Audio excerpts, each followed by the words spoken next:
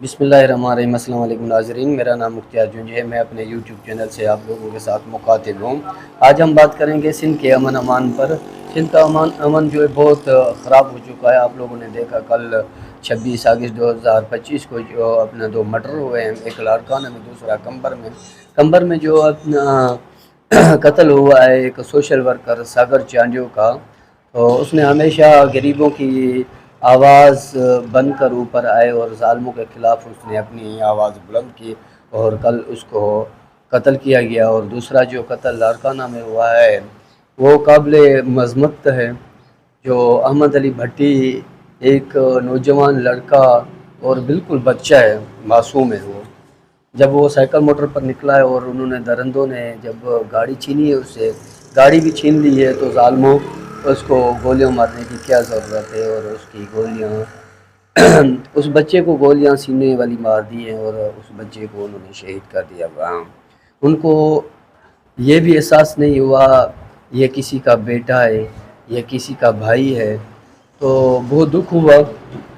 ज़िले हमारी जो ज़िले इंतज़ामिया जितनी भी हैं, लाड़काना हो, दादू हो, और हमारी पूरे सिंध के हालात जो जिस तरह के बने हुए हैं, बड़ा अफसोस होता है। तो मेरा ख्याल है इस टाइम जो अपनी जो सिंध में जो जितने भी ज़िले हैं वहाँ रहना बहुत मुश्किल हो गया है और ये ज़ालिमों ने बहुत जुल्म किया हुआ है। और मैं अपना ये ज़रूर मैं ज़िक्र करूँगा, जैसे अपना डिस्ट्रिक्ट दादू और खैरपुर नातन शाह और सिटी कक्कड़ में जो वाक़या पेश आया 20 मार्च 2025 को।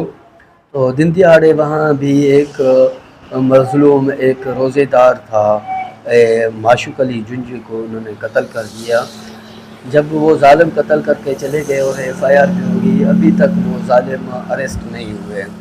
तो ये जो कत्ल करने वाले ज़ालिम होते हैं उनको ढील मिल जाती है, वो आज़ाद हो जाते हैं और उसका कारण ये होता है कत्ल पर कत्ल हो जाता है। अब देखना अहमद अली भाई जो हमारे अपना जो लाड़काना में ये जवान शहीद हुआ है, तो ये कुछ दिनों के बाद अगर ये ज़ालिम सामने आ गए, अपना पुलिस ने ज़ाहिर कर दिए भाई ये कत्ल इसने किया है, और वो इंशाल्लाह ज़ाहिर भी हो जाएंगे कत्ल, वो शहीद का खून रहेगा नहीं जाएगा, कभी नहीं जाएगा। तो फिर ये क्या होगा, काफ़िले तैयार होंगे, सारे कहेंगे भाई अहमद अली भट्टी के अबू के पास जाते हैं, उताक पर जाकर बैठ जाएंगे और जाकर कहेंगे भाई ये काफ़िला है, अब इसको इज़्ज़त दें और ये खून माफ़ कर दें। मैं ये जो काफ़िला लेकर जाते हैं मैं उनको ये कहता हूँ भाई ये आप इस खून की बख्शिश नहीं मांग रहे, ये उन ज़ालिमों को और छूट दे रहे हो, तो और भी कत्ल करो। मैं समझता हूँ ये जो कत्ल करते हैं उनको ज़रूर सज़ा मिलनी चाहिए। शुक्रिया।